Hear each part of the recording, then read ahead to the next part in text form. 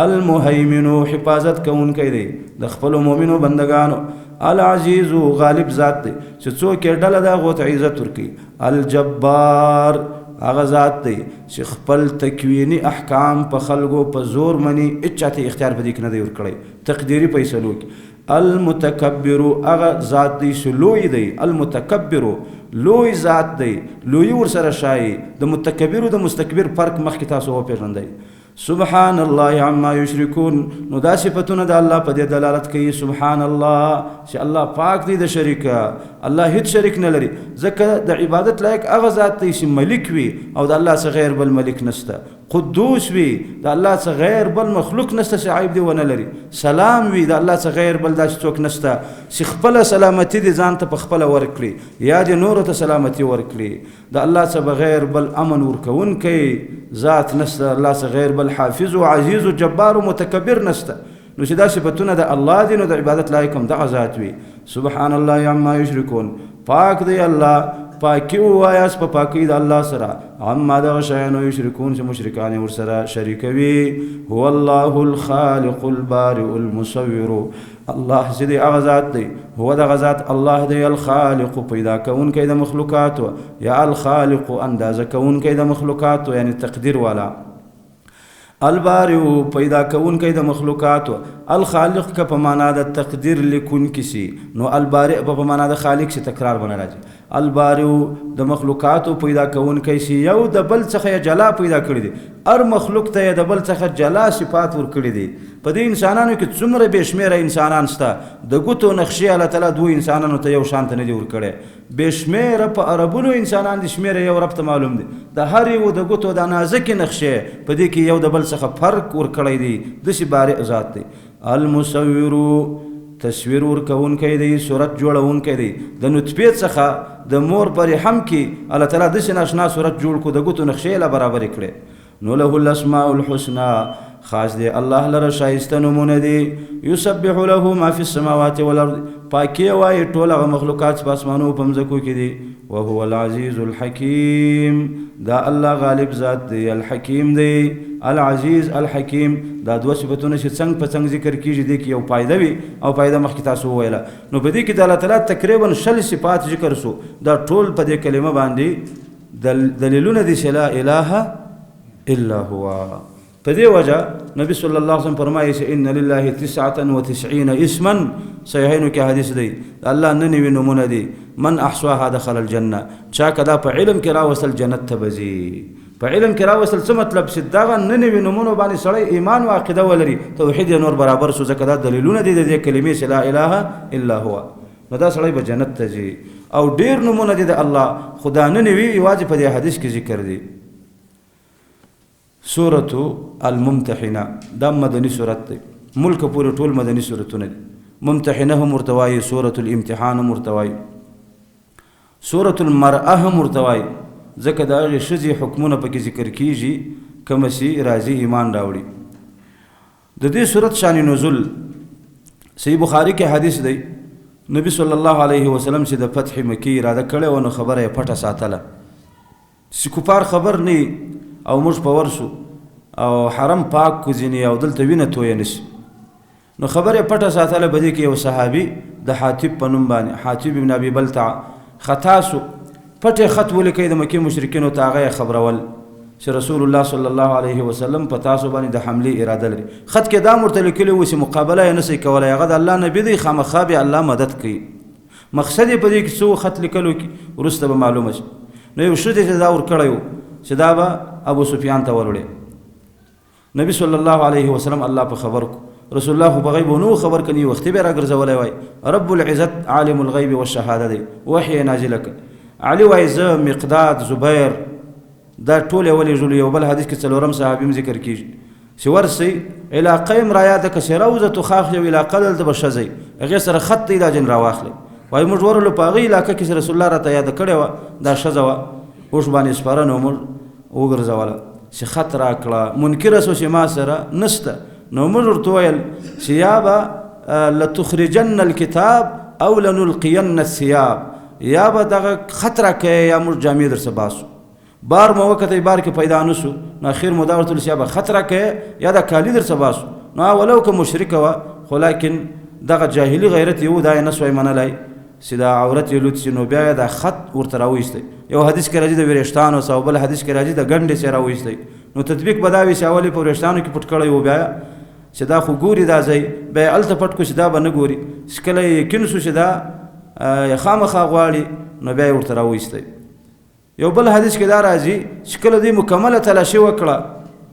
نو دا نور صحابه وایي چې نسته ورسره علي وایي څنګه وایي د الله نبی وایي ستا او تاسې وایي نسته خامخا به یې زموږ مشاهده به غلطه شي خو لیکن د نبي خبره نه خطا کېږي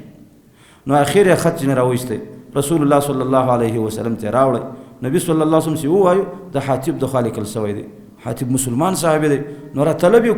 عمر رضی الله خو نه درېږي یا رسول الله اجازه راکړه دا منافق دی سر یې کټ کم نبي صلی الله علیه وسلم ته یې صبر وکړ حاتب ته وویل چې ما حملک علی هذا دا کار دی ولې وکړی هغه یا رسول الله تلواره مه کوه زما خبره یارې واوره نور کوم مهاجرین چې دلته له تا سره هجرت راکړی هغه ټول هلته یا اکاګان یا د اکا زامن لري نو خپل کورونه چې ځینې پاته دي هغوی یې ساتنه کوي یا رسول الله زه د قریشو څه نه یم د قریشو سره مې اړولي دي او زما هلته خپلوان نسته چې زما د اهلو عیالو د ماشومانو حفاظت وکړي په دې خط کې زما مقصد فقط دا و چې په مشرکینو مې یو احسان پروت وي او د دې په بدله کې زما د بچیانو حفاظت وکړي یا رسول الله نه مې په دې وجه دا کار کړی دی چې د دین څخه بیزاره سوی یم او نه مې په دې وجه کړی دی چې د مشرکینو سره مې مینه او محبت نبي صلی الله علیه وسلم وویل چې لقد صدقکم دې سړي تاسو ته رښتیا وویل نو معافق عمر بیا وایي یا رسول الله اجازه راکړه دعني اضرب عنق هذا المنافق چې دا منافق دی چې سټې وروم نبي صلی الله علیه وسلم ورته ویل چې ای عمره انه قد شهد بدرا دا بدري صحابي دی دې د بدر غزا ته حضور کړی دی هلته حاضر سوی دی وما يدريك لعل الله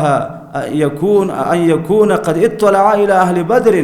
څه شی دی پوه کوي شای چې الله رب العالمین دا لعل کله کله په معنا د شای راځي او کله په معنا د یقین راځي دلته په معنا د یقین ده چې په یقیني توګه الله رب العالمین بدریانو ته اعلان کړی دی اعملوا ما شئتم فقد غفرت لكم چې څه کوئ هغه وکړئ ستاسو ټول ګناهونه چې دي هغه ما در معاف کړل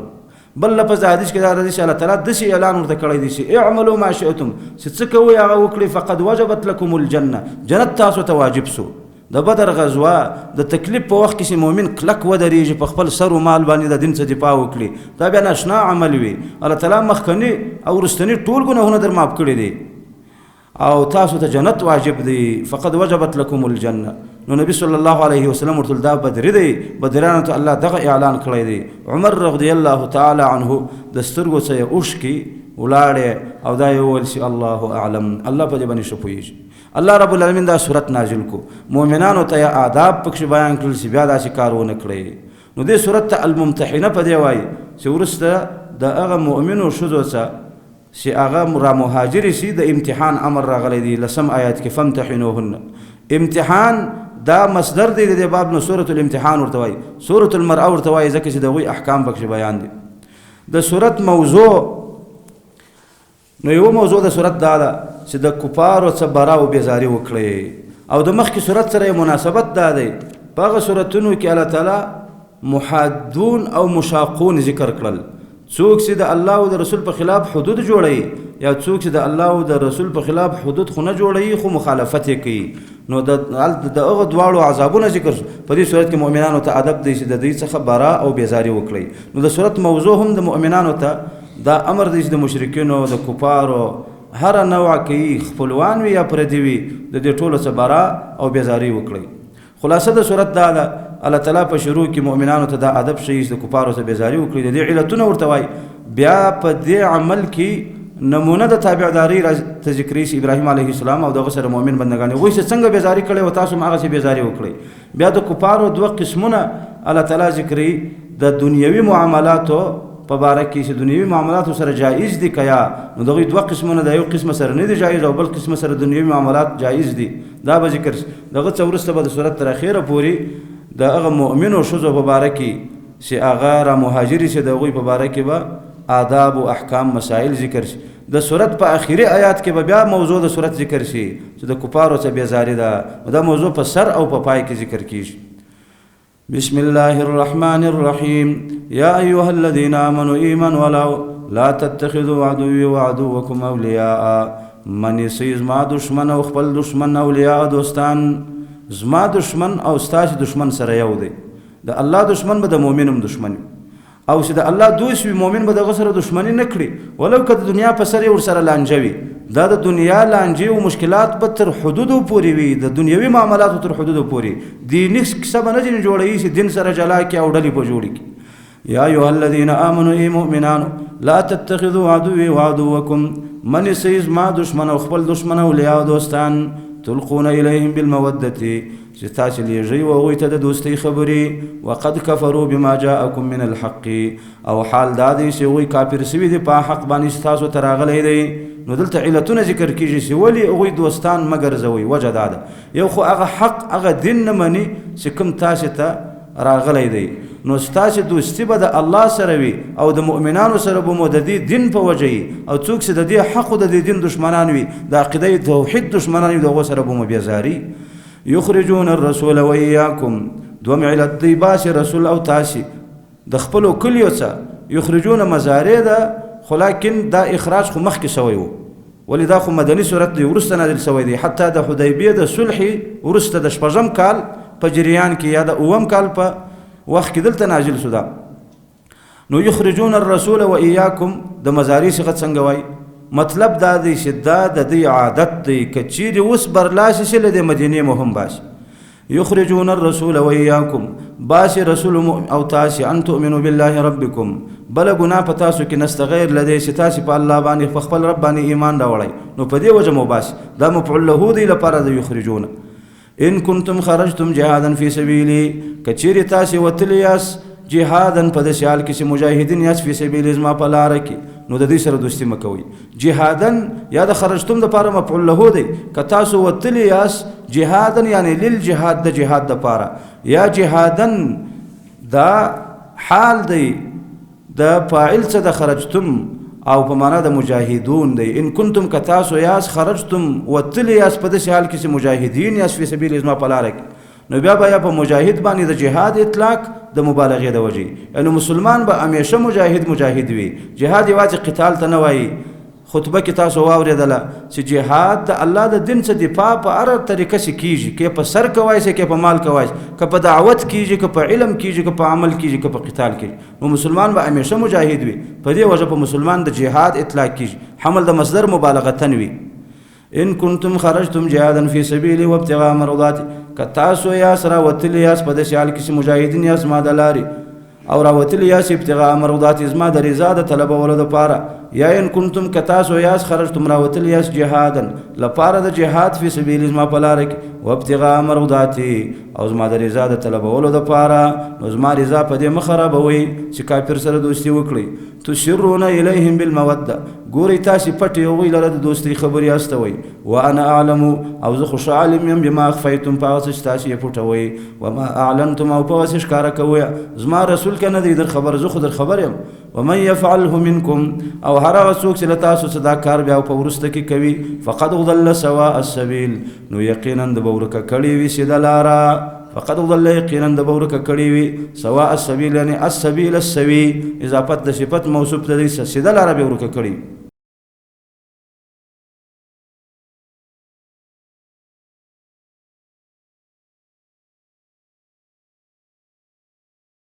بل علت د دې سره د دشمنی دا دی ان یثقفوکم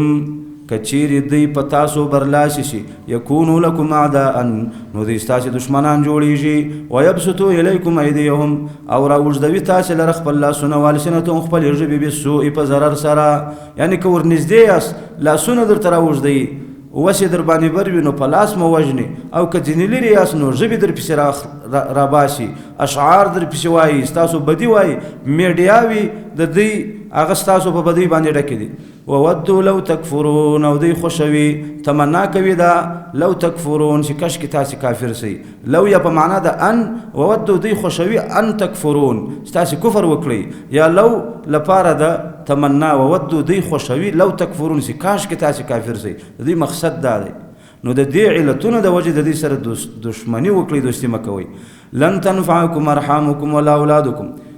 او کستاسو قریبان وي په دې کې نو د قریب د قربت خیال یې مساتئ. لن تنفعکم هېڅکله به فایده درنه کې تاسو ته ارحامکم ستاسو قرابتونه ولا اولادکم او نه ستاسې اولادونه یوم القیامت په ورځ قیامت کې یفصل بینکم الله به د قیامت په ورځ ستاسو ترمنځ جلاوالی راولي. والله بما تعملون بصیر او الله تعالی ستاسې په عملونو باندې لیدونکی دی. تاسو وګورئ صحابه څومره په الله ګران دي. نه د دې نوم واخیستی صحاتي به تا ته وایم، نه د قوم ذکر کو، د غائب په صیغو یا د مخاطب عام په صیغو باندې یا رب العالمین یادوي. نو دا د دعوت یو طریقه ده چې موږ ته راشي. په یو چا کې د بدي ولیده نو منبر باندې څوک رسوا کومه. علما وایي یو نصیحت دی بل فضیحت دی. نصیحت دا دی چې ستا د منکر و د ناروا سره کار وي، د هغې بندول او ورکول غواړې، د شخص سره د کار نه هغه نه رسوا کوې. او فضیحت دا دی چې خلک یادوي پلاني داسې کار وکړی او پلاني. نو خپل مجلسونه د غیبتونو او د بهتانونو د فضیحتونو څه مه ډکوئ، د نصیحتونو څه ډک کړئ. لن تنفعکم ارحامکم ولا اولادکم. نو حاتب ابن ابي بلتعه خو د خپل اولاد د وجې دا کار کړی و. الله وایي دا فایده نه درته کوي یوم القیامه په ورځ د قیامت. یفصل بینکم که هغوی ایمان والا نه وي نو قیامت کې بیا الله له تاسو څه جلا کړي. والله بما تعملون بصیر.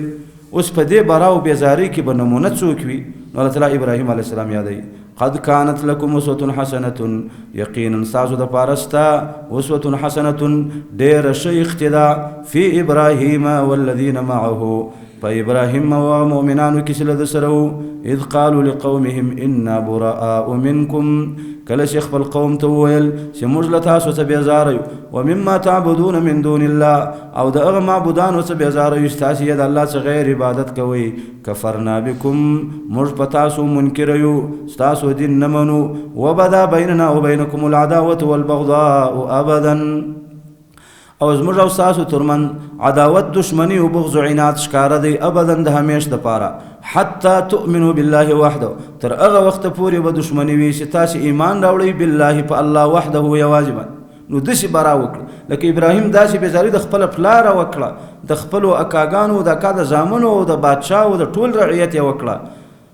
بېزاري هم د دوی څه وکړه، هم یې د دوی د معبودانو څه وکړه، هم یې د دوی د عبادت د طریقې څه وکړه. ان براء منکم دا د مشرکانو څه بېزاري وه، موږ له تاسو څه بېزاره یو. ومما تعبدون من دون الله دا یې د معبودانو څه بېزاري وه او د عبادت له طریقې یې بېزاري وه. کفرنا بکم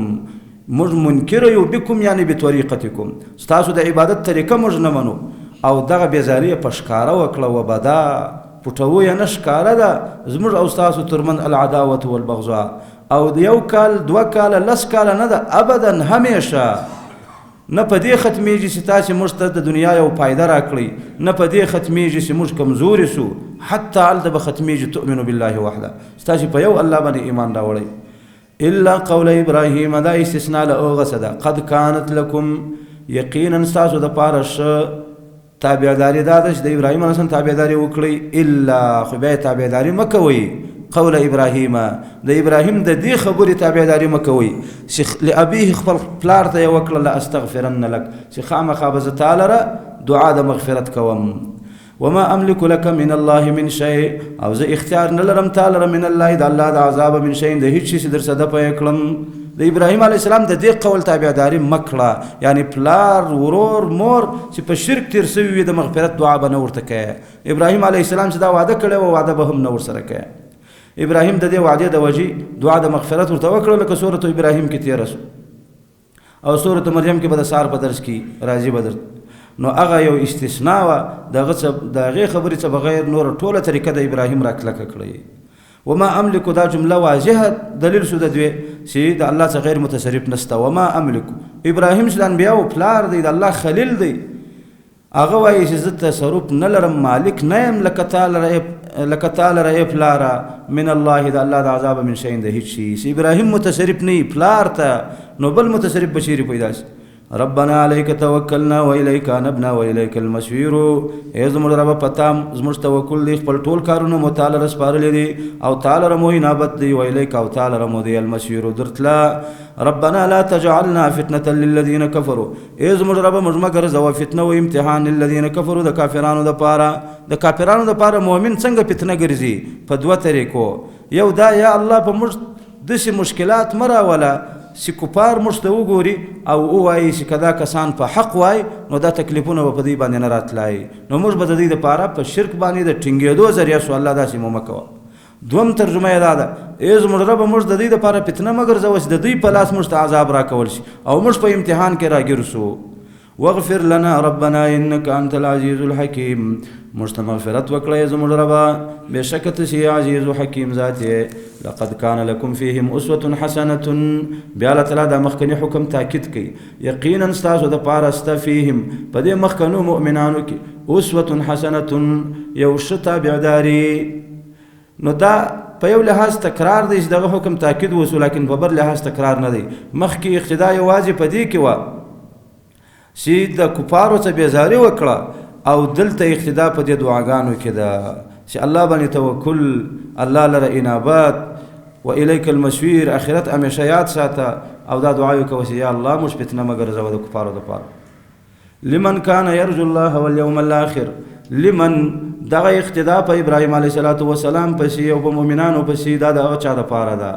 کان یرجو الله چې هغه عقیده لري د الله سره د ملاقات والیوم الاخر د آخرت د ورځې. ومن يتول فإن الله هو الغني الحمید یا یرجو په معنا د امید دغه چا دپاره یرجو چې امید ساتي. سار درس کې تاسو ته تېره شوه چې رجا په درو معنیو باندې راځي. یرجو الله عقیده لري د الله په ملاقات یرجو الله امید لري الله لره د جنت نو هغوی د په ابراهیم علیه السلام چې اقتدا وکړي. ومن يتول فإن الله هو الغني الحمید او هر هغه څوک چې مخ واړوي نو بېشکه الله غني دی حمید دی د ده وه براته او ولاته الله محتاج نه دی او الله حمید دی که څوک حمد وایي که نه وایي ټول مخلوقات یې حمد وایي الله په خپله د خپل ځان حمدونه ویلی دي. دې اووم آیات کې یو تسلي ده د دې کفارو څخه بېزاري وکړه ښایي چې د دې انجام داسې چې دا بېزاري دی برداشت نه کړي او الله تعالی عقیده ورنصیب کړي. عسى الله ان يجعل بينكم امید وساتي الله لرا چې ستاسو ترمنځ به پیدا کړي وبین الذین عادیتم منهم او دا کسانو ترمنځ چې له تاسو سره عادیتم چې تاسې دشمني ورسره کوئ منهم د هغوی څه نو الله به پیدا کړي مودتن دوستي. هغه دوستي به په څه وي مخکې ذکر سو حتی تؤمنوا بالله وحده چې ایمان مو راوړی نه وي تر هغو به بېزاري نو مودتن دوستي به په ایمان سره دا امید وساتئ. نو کله کله بېزاري هغه دا پایده مور کوي چې هغوی برداشت نه کړی شي او ایمان راوړي. والله قدیر والله غفور رحیم الله قدرت والا دی الله غفور رحیم دی. د کافر څخه برا او بېزاري دا فرض ده او د مسلمان ګناهګار څخه دغه د ګناه په اندازه او د ګناه په وخت کې بېزاري فرض ده خو لیکن د ایمان په وجه به بیرته بیا محبت ورسره کوي. ابن عمر رضی الله عنه خپلو زامنو کې یو ولیدی چې د الله د رسول د خبرې په خلاف خبره وکړه. ابن عمر وویل چې رسول الله صلی الله علیه وسلم فرمایي چې دا ښځې د مساجدو څخه مه رامنع کوئ لا تمنعوا اماء الله دا مه منع کوئ د مساجدو څخه چیرې یې غوښته چې لمونځ په جمع وکړي تاسې یې مه منع کوئ. نو زوی یې وایي چې والله لنمنعهن په الله قسم چې موږ به یې منع کوو. ابن عمر دومره ورته غوسه سو چې د الله رسول وایي مې منع کوئ او ته د حدیث په مقابل کې دا خبره کوې نو داسې بدې خبرې ابن عمر هېڅ کله نه وی کړی د حدیث کې راځي لکه په دې ورځ چې زوی ته وکړې او بیا یې تر مرګه پورې خبرې ورسره کړې نه دي خبرې یې ځینې بندې کړې. داسې د نورو صحابو داسې احادیث و آثار موجود دي. نو د مسلمان څه به دغه د ګناه په اندازه باندې بېزاري کوي خاص کر هغه څوک چې د کور مشر یا مقتدا وي نو هغه ته ضرور ده چې په خپلو زامنو کې یو ګناهګار وي د هغه څخه بېزاري وکړي. که چیرې دغه خفګان په هغه باندې اثر اچوي هغه یې اصلاح کوئ او که چیرې داسې وه چې دې خفګان په هغه باندې د بدو اثر اچوي نور یې د دین څخه لرې کوئ بیا دې څوک نه کوي. عام حکم د صحیحینو په حدیث کې دا ذکر شوی دی چې مسلمان ته نه دی روا چې د مسلمان څخه تر 3 ورځو اضافه خبرې بندوي. لیکن که چیرې دیني ضرورت و لکه د بېزارۍ او دا ستا خبرې بندول په هغه باندې اثر اچوي هغه یې سمې لارې ته راوستی بیا یې تر 2 ورځو ډېرې هم خبرې ځینې بندوای شي. اوس د کفارو 2 قسمونه الله وایي لا ینهاکم الله الله تاسو نه رامنه کوي عن الذين دعوا كفار سلام يقاتلوكم في الدين چې هغوی له تاسو سره جنګ نه دی کړی په دین کې ولم يخرجوكم من دياركم او تاسو یې نه اسرا ایستلي د خپلو کلیو څخه نو الله مو نه رامنه کوي ان تبروهم د دې سینې کې ورسره وکړئ وتقسطوا الیهم او انصاف ورسره وکړئ ان الله يحب المقسطين بشک الله محبت کوي خوشوي انصاف کوونکي ولو که د کافر سره انصاف وي الله دام خوشي نو هغه کفار سره تاسو سره جنگ نشته او تاسو باندې حمله نه کوي د غوی د نیکی او د انصاف مو الله نه را بندي نو د مکی مشرکانو سره چې بکله صلح وا بیا به صحابه نیکی ور سره کوله صحیحینو کې حدیث دی عمر په بازار کې د ورېشمو یو چپنه ولید رسول الله تعالی چې رسول الله دا خسته وای جمعې او اخترونو کې به اغوستلای د جمعې او د اختر د پاره نوې لباس دا پکار دی او بیا د امام او د خطیب د پاره چپنه هم نو نبی صلی الله علیه وسلم ورته چې دا خو د هغه چا لباس دی چې په آخرت کې به ایسه نه وي ولدا د ورېشمو لباس دی او نارینه وته استعمال جایز نه دی نو څه وخت وروسته رسول الله ته په مالفی کې دغه چپنې رااله نو یو د ورېشمو چپنه عمر ته واستوله عمر رونه ډېر خفه شو چې نبی صلی الله علیه وسلم خو له دې څه منع کړی او دا دغه چا لباس ګڼلی و چې آخرت کې به ایسه نه وي نو ماته څنګه راواستوله رایه وړه رسول الله ته وایي چې رسول الله ته منع ځینې کوله او اوس دې ماته راولېږله نبی صلی الله علیه وسلم ورته وایي چې دې لپاره مې نه ده رسول استوا غوندې یو بله فایده به په واخلې خرڅ به کې په پیسو به فایده واخلې عمر خرڅ نه کړه یو مشرک ورور و مکه کې هغه ته په تحفه کې ولېږله داسې معلومه شوه چې جنګ نه بیا احسان ورسره کوای شي تحفې ورستوای شي پلار و مور وي ورونه وي قریبان وي عقیدې خرابې وي احسان ورسره کوه د زکات څه علاوه نور احسان د مال ورسره کوه زکات هغه چاته نه کېږي چې عقیده یې نه سم او که چیرې جنګ و نو په هغه وخت کې به بیا احسان نه ورسره انما ينهاكم الله بشک الله تاسو را منع کوي عن الذين دا کسانو څخه قاتلوکم فی الدین چې هغوی له تاسو سره جنګ کړی دی په دین کې واخرجوکم من دیارکم او تاسو یې ایستلي یاست د خپلو کلیو څخه وظاهروا علی اخراجکم او تاسو په اخراج مددونه کړي دي یو د بل سره نو الله مو را منع کوي ان تولوهم د دې چې د هغوی سره دوستي وکړئ یا تحفې ورولېږي له دې څه مو الله را منع کوي ومن يتولهم او هر هغه څوک چې له دوی سره دوستي کوي فاولئک هم الظالمون نو دا ظالمان داسې د دنیوي معاملاتو حکم هم دا دی هغه کفار چې له تا سره حربي کافر نه دی جنګ نه در سره کوي دنیوي معاملات ورسره کوای شي تجارت راکړه ورکړه کوای شي او کوم کفار چې مسلمانانو باندې حمله کړې ده د هغوی سره دنیوي معاملات تجارتونه هر څه ورسره حرام و ناروا دي یا ایها الذین آمنوا ایمان ولو اذا جاءکم المؤمنات مهاجرات فامتحنوهن اے مؤمنانو چې کله تاسو ته راشي مؤمنې ښځې هجرت کوونکې نو امتحان ځینې واخلئ د دې ایتونو شان نزول دا و حدیبیې صلح نو سورة الفتح کې تاسې هغه حدیث بالاجمال واورېدی چې رسول الله د دوی سره صلح امضا کړه او په صلح کې دا شرط هم ورسره ومنئ چې ستاسو د خوا څوک مسلمان چې موږ له راراسي موږ به بیرته په لاس درکوو او که زموږ د خوا کافر سو درلی نو موږ یې نه غواړو نو په دې کې دا نو سره ویلي چې د ښځو هم دا حکم دی که یا د الله رحم و دا چې دا خبره د کفارو د زین الله یې را کړې وه چې د ښځو شرط هم ولګوي نو ځینې مؤمنې ښځې هغوی هجرت را وکړی مدینې ته راغلی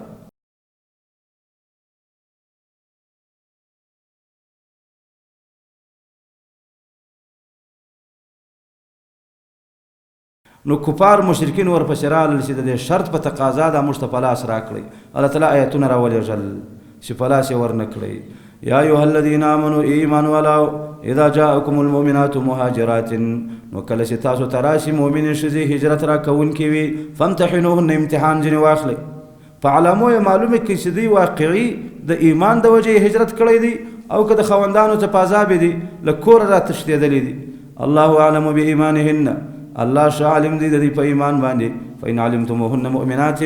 که تاسې ورباندې پوس ولاس مؤمنات چې دوی مؤمنات دي فلا ترجعوهن الى الكفار نو بیا کفارو ته په لاس مه ورکوئ په شرط کې د ښځو ذکر نه دی راغلی دا به په لاس نه ورکوئ لا هن حل لهم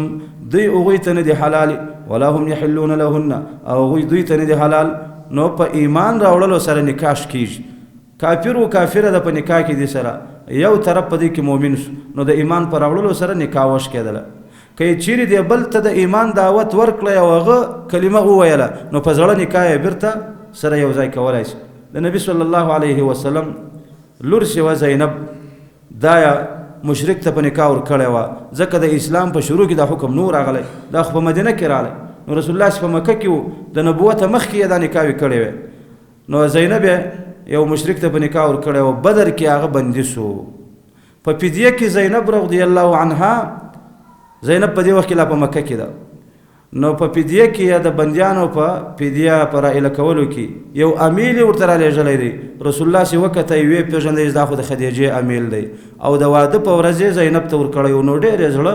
نرم سو په دې باندې صحابه ورسره یې مشوره وکړه او اجازه یې ځینې طلب کړه که ستاسو خوښه یي زه به دا اسې مفت ایله کم او دا د خدیجې امیل دی دا به بیرته په لاس ورکړم زینب ته ور صحابه ورته یا رسول الله بالکل مو خوښه ده عباس هم ایله کا ستا کا هغه څه هم فدیه مه اخله رسول الله ویل یا د هغه څه بیا اخلمه هغه مال لري نو نبي صلی الله علیه وسلم دغه خپل زوم دې باندې شرط کېښوی چې بیا فدیې دې ایله کوم خو زینب به اجازه به ورکوي چې دلته راشي نو هغه هم په وعده باندې وفا وکړه زینب رضی الله عنها یې راپرېښوله مدینې ته راله بیا رسول الله نه ورپرېښوله مکې ته دار بدل سو دار اسلام نو نکاح یې نه سره کېدله وروسته د فتح مکې چې هغه ایمان راوړی په هغه زړه نکاح باندې نبي صلی الله علیه وسلم بیرته سره په نکاح کړل نو دې څه معلومیږي چې په کفر چې یو په کفر کې یو بل په اسلام کې وي نکاح موقته کېدلی ده که د بل جانب بیرته ایمان راوړی هغه زړه نکاح بیرته صحیح ده او د مسلمانو د کافر د مسلمانو د مشرک ترمن نکاح نه کېږي بغیر له یوې استثنا چې هغه په کوم صورت کې تېره سوه مایده صورت کې چې د اهل کتابو ښځې هغه مسلمانو نارینهو ته جایز دي ولو که شرکونه کوي دا یوه استثنا ده نور د مسلمانو د کافر ترمن نکاح نه کېږي لا هن حل لهم نه دوی هغوی ته حلال دي او نه هغوی دوی ته حلال دي واتوهم ما انفقو او دې کفارو لره ورکوي هغه مهر چې دوی په دې ښځو لګولی دی دا ښځې چې دلته رالې مؤمنې شوې نکاح یې وشکېدله نو کوم مهر چې دې ته ورکړی دی هغه د بیت الماله ورکوي یا که دې ښځو راوړی و دا ور واستوئ ولا جناح علیکم ان تنکحوهن او نسته ګناه په تاسو باندې ان تنکحوهن په دې چې له دغه مؤمنو ښځو سره نکاح وکړئ وروسته تر دې چې یو حیض هغه دوی باندې تیر شي چې دا معلومه شي چې په رحم کې یې بچی نسته نو بیا یې په نکاح اخیستی شي زړه نکاح ولو که هغه طلاق نه وي ورکړی دغه طلاق ته اعتبار نشته هغه وشکېدله اذا اتیتموهن اجورهن چې کله تاسې ورکړئ دوی لره هغه مهرونه به ورکوئ ولو که دلته یې ولي نسته خو مهر به پوره ورکوئ هر مسلمان یې ولی دی ولا تمسکو رسول الله چې ژوندی و هغه یې ولی و د مسلمانانو امیر یې ولی دی ولا تمسکو بعصم الکوافر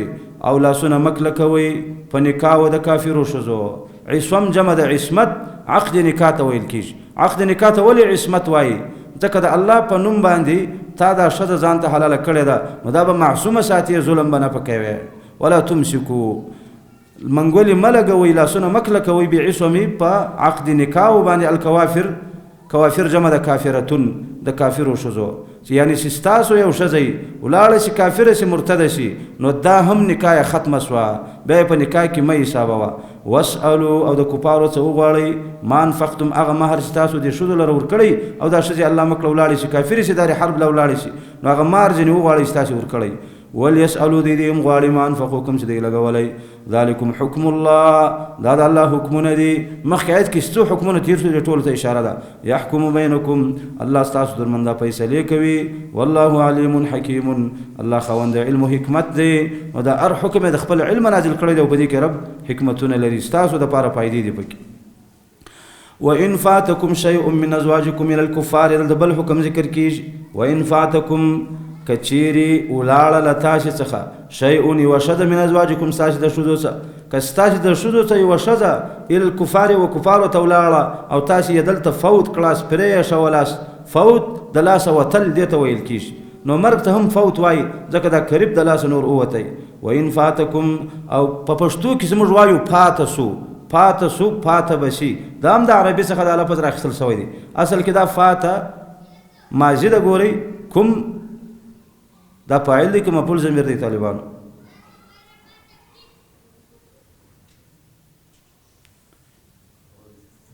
آفرین فاعل کم دی وان فاتکم شیء من ازواجکم او کچیری لتاسو څخه پاته شي یعنی ولاړې شي یوه ښځه ستاسې د ښځو الى الکفار کفارو لره او مال هم یوسي مهر او هغوی هم نه درکوي په لاس مهر بیرته تاسو ته نه واپسوي نو فعاقبتم بیا تاسې انتقام واخلئ غزوه وکړئ او د هغوی څه مالونه ګیر کړئ یا داسې انتقام واخلئ چې د هغوی ښځې راشي مؤمنانې شي ایمان راوړي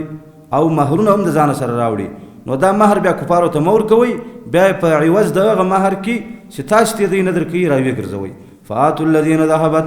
ورکړئ واغه مؤمنانو لره چې تللي دي ازواجهم د دې ښځې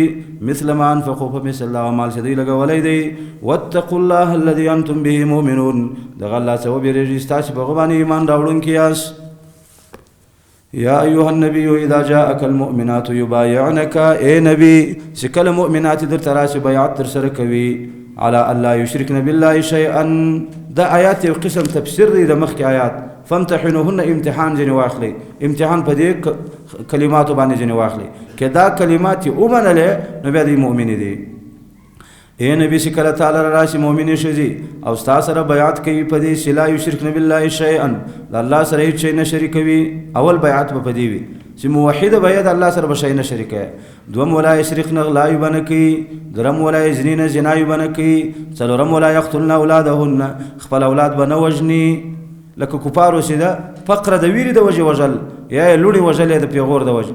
ولا یاتین ببهتان پنځمه خبره به دا وي چې راتګ به نه کوي په بهتان سره یفترینه بین ایدیهن وارجلهن چې دوی جوړوي د خپله ځانه بین ایدیهن وارجلهن د خپلو لاسو د خپلو پښو په منځ کې یې جوړوي د دې څه مطلب دی نو د دې کلمې د وجې بعضې علما وایي د بهتان څخه مراد پردی زوی په خپل خاوند پسې تړل په دې بیعت ځینې واخلي چې پردی زوی به په خپل خاوند پسې نه تړی نو پردی زوی څنګه په خپل خاوند پسې تړي کله یې په لارې پیدا کړي نو بیا یې په خپل خاوند پورې وتړي دا خو لا په خاوند پسې نشي تړل کېدای خو هلته به کېدای شي چې خاوند مسافر وي 9 میاشتې نه او دې یو غورځول سوی الک پیدا کړی او بیا یې په خاوند پسې وتړي چې دا ستا دی ستا د تلو څه بعد حمل پیدا سو او بیا دغه بچی وزېږېدی په هغه صورت کې دا امکان لري خو که داسې صورت نه نو د خاوند په مشوره دا پردی پیدا سوی ماشوم خپل وګڼي او خپل یې نسبي وبولي نو دا جایزه نه ده دا جایزه ده چې راواخلې یو ولد زنا چا یو ځای غورځولی دی نو راواخلې او دا تربیت کې لوی یې کړې جایزه نه بلکې فرض ده دا چې یو څوک به د دې تربیت کوي د ماشوم خو ګناه نشته خو لیکن خپل زوی به بیا نه ورته وایه او دومه افترا دا ده ولا یاتین ببهتان راتګ به نه کوي په بهتان سره یفترینه چې جوړوي یا څنګه یعنی ښځې زنا کړي او په دې پوه وي چې دا زما په ګېډه چې دی ولد زنا دی خو لیکن نسبت خپل خاوند ته کوي داسې به نه کوي بین ایدیهن وارجلهن څه دا معلومیږي چې دغه بهتان مراد دی ځکه د ماشوم چې پیدا کیږي نو د ښځې د پښو د لاسو په منځ کې پیدا کیږي نو بین ایدیهن وارجلهن په دې وجه علما ویلي د بهتان دغه بهتان مراد دی چې خاوند پسې پردی زوی وتړي او ځینې علما وایي نه دلته عام بهتان مراد ښځې ډېرې بهاتاتې بهتانونه ډېر وایي په خلکو پسې خاص کر په خپلو بنو پسې خاص کر په هغه ښځو پسې په دې کور کې ورسره اوسي لکه د دوو ورونو ښځې شوي سره یو په بل باندې تورونه ډېر وایي نو عام بهتانونه به نه تړي په دې به بیعت ځینې اخلي نبي بین ایدیهن وارجلهن دا به کنایې د ځانه سي چې بې دلیله لکه یو شی چې د خپل جیبه راباسي او په پردي پورې یې تړي داسې به نه کوي ولا یعصینک فی معروف او شپږمه خبره دا چې نافرماني به نه کوي ستا فی معروف د خیر په کار کې فی معروف د نبي اطاعت خو مطلق فرض دی نو د معروف ولې وایي اشاره دی لره ده چې نبي د معروف څه بغیر په بل شي امر نه کوي ولا یعصینک نافرماني به نه کوي ستا فی معروف په معروف کې ځکه نبي د معروف څه بغیر په بل څه امر نه کوي نو کې په دې شپږو خبرو بیعت تر سره کوئ دا د دوی څه امتحان دی نو بیا رښتیا دا مؤمنې دي فبایعهن بیعت ورسره وکړه واستغفر لهن الله او د الله څخه مغفرت ورته غواړه کېدای شي کله ناکله دا د بیعت دا شپږ مادې په دې کې یو نقصان ځینې وشي نو د الله څخه مغفرت ورته غواړه چې الله تعالی یې ورمعاف کړي ان الله غفور رحیم دی الله تعالی به دا ګناهونه ورمعافوي نو بخاری کې حدیث دی نبی صلی الله علیه وسلم به د دې مهاجرو څخه په دغه آیات باندې بیعت اخیستی او حدیث کې دا راځي چې رسول الله به بیعت په خوله ځینې اخیستی لاس یې پردۍ ښځې ته نه ورکوی نارینهو سره بیعت په لاس و خو د ښځو سره بیعت هغه په قول و او رسول الله به دا ویل چې زما د یوې ښځې سره بیعت دا لکه د 100 ښځو سره بیعت یعنې د ټولو سره په خوله دی مکه چې کله فتح سوه نو دغه نوي مسلمانانو سره رسول الله په لاس بیعت کوي او د ښځو سره د بیعت طریقه دا وه چې رسول الله لوړ په دې صفا غونډۍ باندې کښېنستی او ښځې راتلې لاندې به ناستې وي او رسول الله به په قول باندې بیعت په دې آیت باندې ځینې اخیستی. نو په دې کې هنده راغله د ابو سفیان ښځه ځان یې پټ کړی دی ځکه دې خو ډېر ظلم کړی و احد کې د نبي صلی الله علیه وسلم اکا حمزه د هغه زړه یې راایستلی و په خوله یې چیچلی و په غاښو باندې د هغه پزه یې پرې کړی وه د هغې غوږونه یې پرې کړي وو دې څه امیل جوړ کړی و سخت ظلم یې کړی و. نو رسول الله صلی الله علیه وسلم خو ډېر ورته غوسه و ډېر ورته په غضب و. نو دا هم په دې وېرېدله چې څه راته ونه وایي یا د بیعت و ایمان مې قبول نه کړي ځان یې پټ کړی و. خو په خبرو کې نبي صلی الله علیه وسلم وپېژندله او ورته ویې ویل چې هنده یې هغې ولونو بیا هغه یعنی مخ یې لوڅ کړو بیا. یا ایها الذین آمنوا اے مؤمنانو لا تتولوا قوما غضب الله عليهم قد يئسوا من الآخرة كما يئس الكفار من أصحاب القبور. اے مؤمنانو لا تتولوا دوستی مکوئ دا قوم سره چې الله غضب پکړی قد يئسوا من الآخرة یقینا دی نا امید د آخرت کما يئس الكفار لکه څنګه چې کفار نا امید کیږي من اصحاب القبور لا هغه مړو چې په قبرونو کې پراته دي کفار څنګه د هغوی نه امید دي ولی هغه عقیده نه لري باز بعد الموت باندې له دې نه امید دي چې بیا دې یې موږ ووینو. نو په دې وجه مرګ په کفارو ډېر سخت وي هغوی وایي د ابد الابد دپاره یې بیا موږ نه وینو. او مؤمن چې په آخرت باندې ایمان لري د دې ایمان فایده دا ده چې د ورورو د قریب مرګ دونه نه ورباندې سختېږي امید لري چې په جنت کې به مو الله سره یو ځای کړي. نو لکه څنګه چې کفار د مړو د راپورته کېدو څخه نا امید دي دغسې دغه کفار د آخرت نه امید دي. نو ای مؤمنانو د دې کفارو سره دوستي مه کوئ قد یئسوا من الآخرة.